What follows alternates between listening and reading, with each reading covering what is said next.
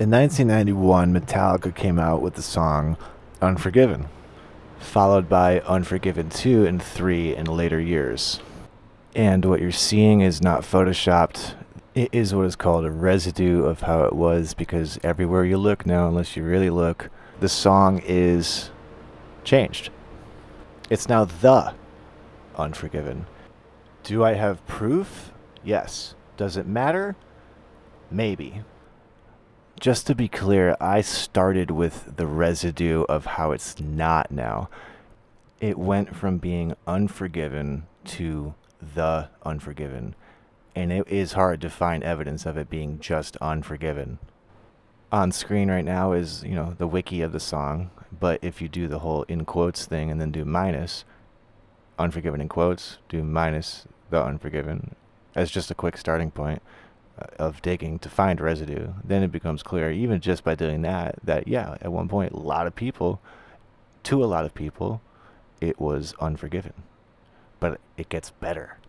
I would like to know if the band remembers it still the way that they do here multiple times.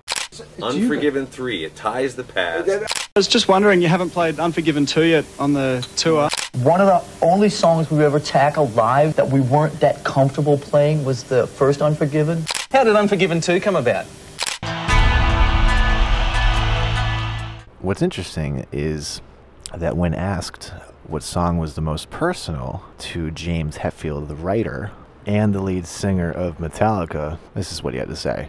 What do you think the most personal track is to you? Unforgiven. Without even hesitating, he said, Unforgiven. Quick note, I'm not hating on anything about this guy or the song. This video is commenting on the strange fact that things are changing magically, it seems. And the story behind the song is pretty heavy. I'm just pointing out the fact that these guys remember it the way that it used to be, although it no longer is. The rest of the material world, including the slide right after he said it, says the Unforgiven. Unforgiven.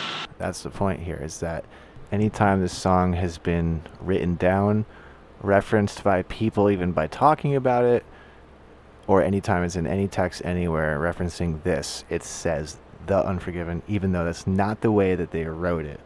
So a question that is relevant is, why do I personally care?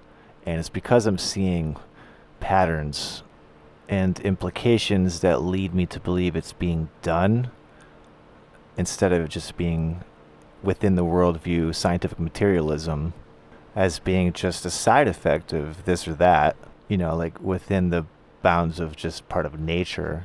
I'm proposing that there's hidden messages latent in these things, and I'm kind of biased to think that it's not humanly possible by the sheer magnitude of the fact of how deeply these things change and how hard it is to find residue, although it is there, but also because I think it's very spiritually charged as far as the patterns I'm seeing in content, and not the stuff that you're hearing about the most as far as these changes.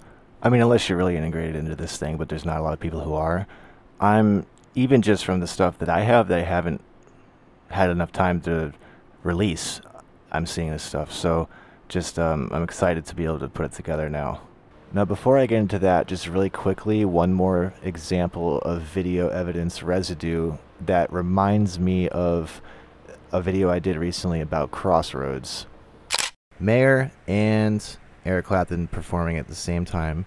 Eric Clapton says Crossroad, but John Mayer says Crossroads. And by the way, this isn't just the live version, all recorded versions, he says Crossroad now. I went down to the crossroad, down to the crossroad. Clapton, who made the song famous, says Crossroad. I went down to the crossroads, she went down to the crossroads.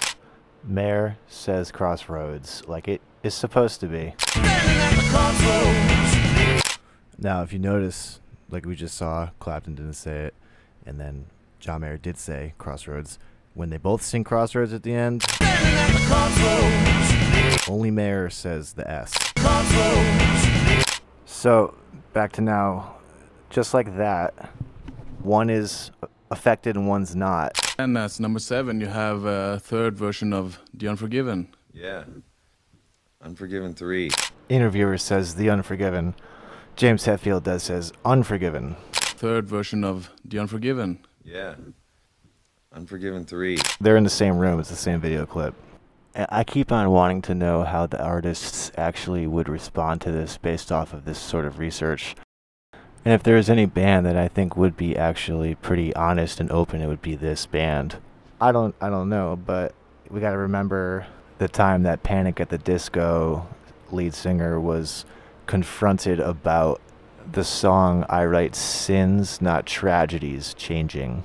There couldn't be a connection between not just these three, but these three songs, I Write Sins, Not Tragedies, Crossroads, and Unforgiven, could there? There's no common thread. It used to be, haven't you ever heard of closing the goddamn door, and now it changed to closing a goddamn door.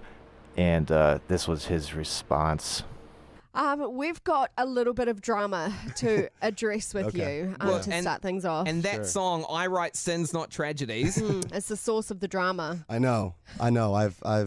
It's been on my radar for the last couple days.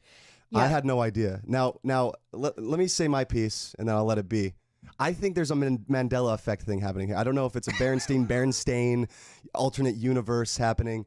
I sang it both ways, which is so weird to think about, but I've done it both ways. He's done it both ways. Interesting. He's admitting, oh yeah, no big deal. And also, like, bringing in the immediate association for the common viewpoint of why it's happening, as far as like, well, if it's happening, it must because of this, which is a standard thing I've seen.